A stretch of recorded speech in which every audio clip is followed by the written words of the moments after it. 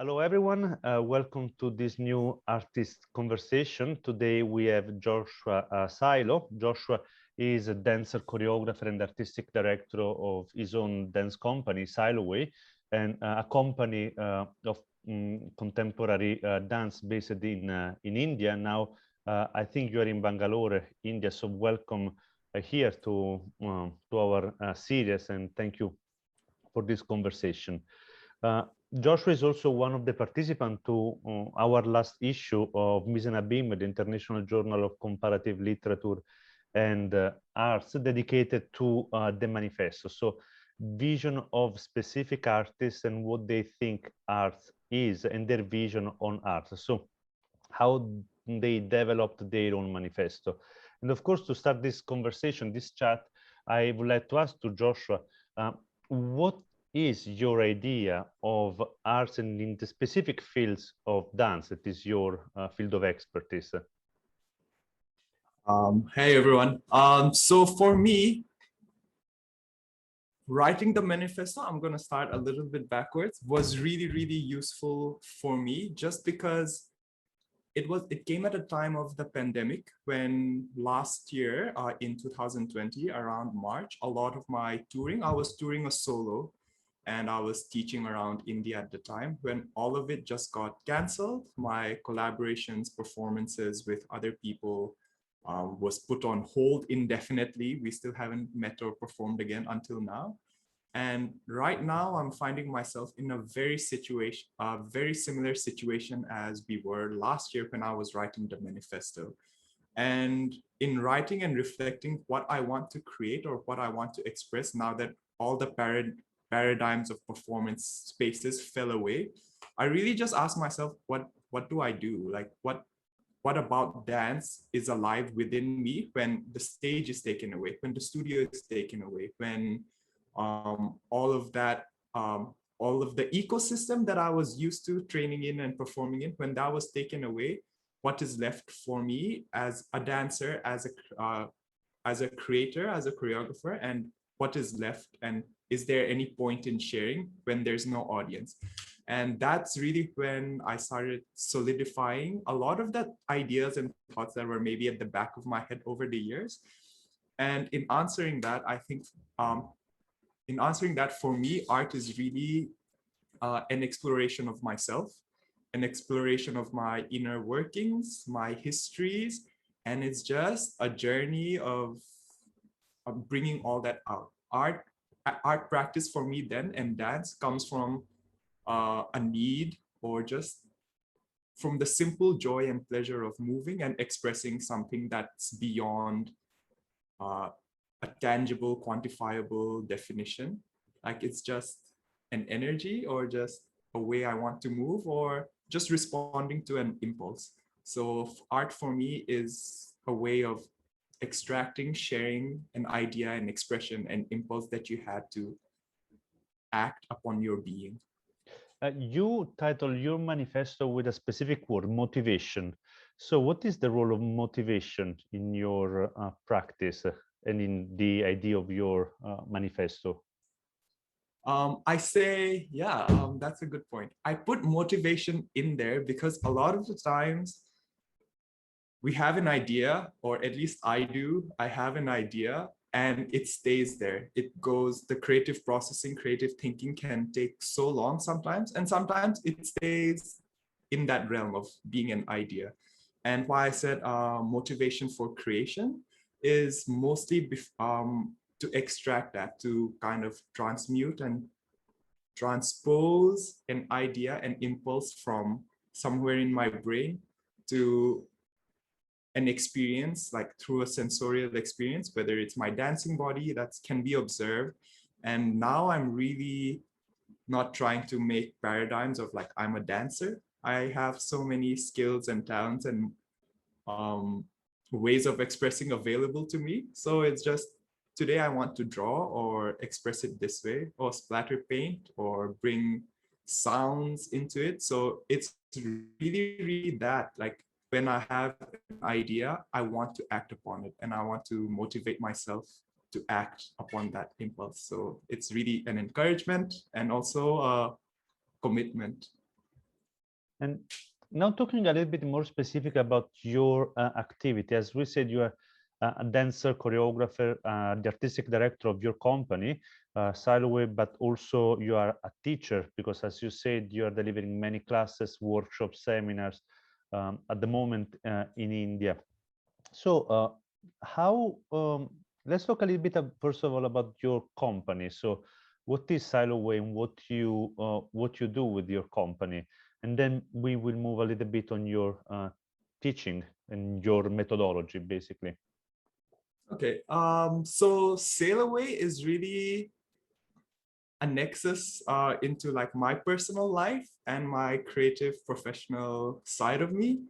And I named it Sailoway just because it's a play on my last name. And also that I really, really believe that art and artistic experiences and performances is kind of a journey that can take you away from your current situation and thoughts and deal with different issues, different ideas, and mostly stories of another creator, you know, a story that someone else takes.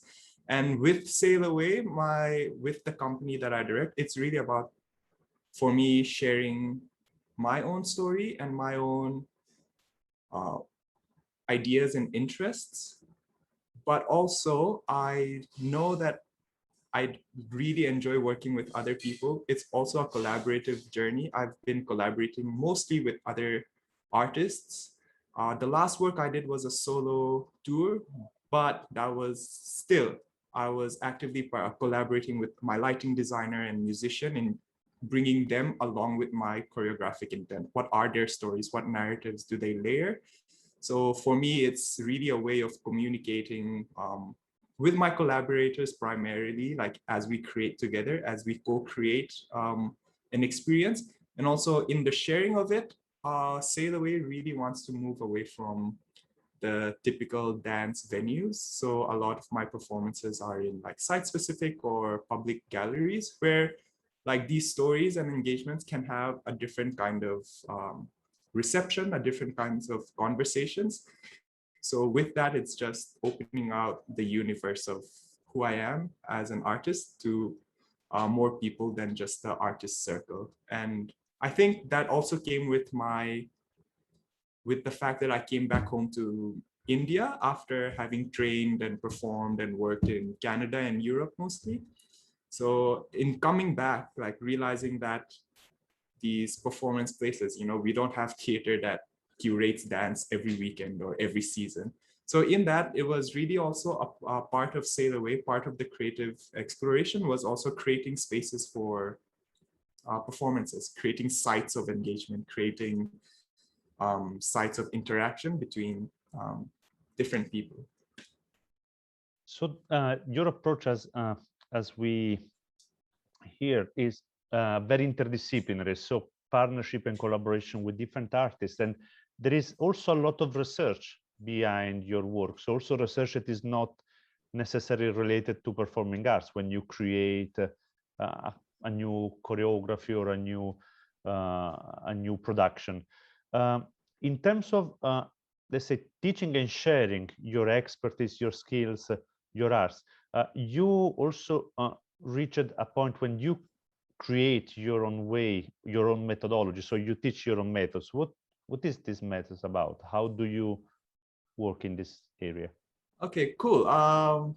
So I've been teaching a method, kind of, let's say. It's called Prime Movers, and it's really a way of connecting oneself to the primary basics of what makes us move, like through biomechanism, understanding the neurophysiology, and just really looking at the fundamentals of dance or movement, which is just weight transfer and moving in spatial directions. It simply boils down to that.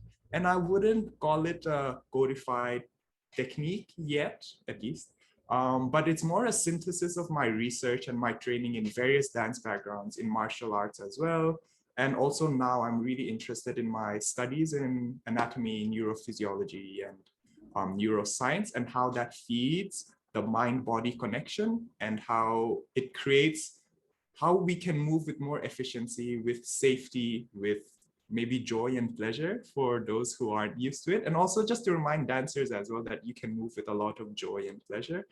And what I've been sharing this with now recently is also with coaching non-dancers to realign their bodies and find easy ways of moving. And this is something, it's an ongoing work. It's an evolving work that I'm collating, like from both a movement artistic practice and scientific knowledge, just putting the two together. And I just find it fascinating to know more and more about the body. And kind of like my manifesto, I guess, I have the impulse to share it because as I share it with different bodies, with different people, the work just keeps growing richer. They question back. It becomes a conversation, really.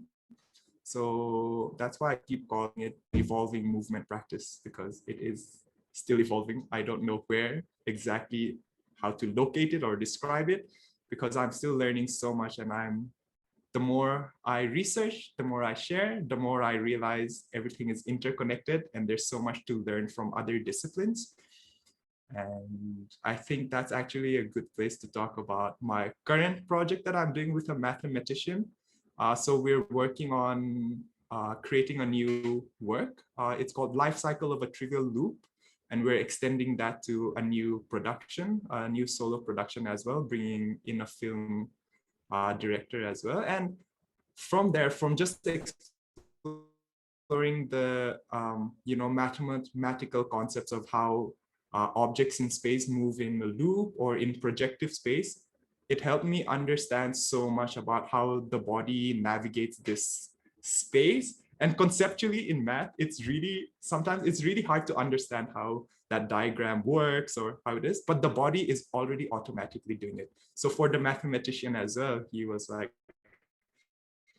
wow, I can't believe it's so easily identifiable and recognizable in the body. And for me also to be like, hey, when we do this, it's actually a scientifically coded like principle of law. So these disciplines start having conversation with each other, and it's giving me new ideas for choreography, how to view, how to include film. And also that work is directly feeding my movement practice that I teach and share in prime movers, as we give them as I create new challenges or like just task-based work on like moving through space. So that's the kind of work that I'm very interested in right now. This new production is also produced in India, or you are doing it also international collaboration, the new production? This is mostly in India. And I'm curious, how do you deal with the pandemic situation in teaching and in creating now? How difficult is or how it changed your work?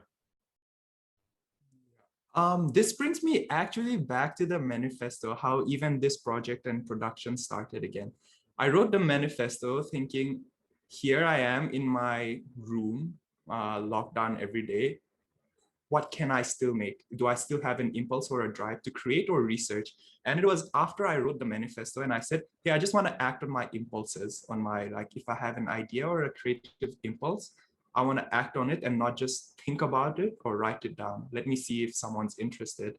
And that was how I started actually the research and development phase of Life Cycle of a Trivial Loop. I just emailed a mathematician friend I knew, and I said, hey, I'm really interested in this. Would you like to explore it further with me? And we just took 1 week together to just plan it out. And then in that 1 week, there was so much available. Like, even though we never met, I was on Zoom in my room, he was in Zoom in another space, in another part of India, in another city. But there was still so much to communicate and experience ourselves. And that has brought in a lot of conversations of like, where is the site of performance?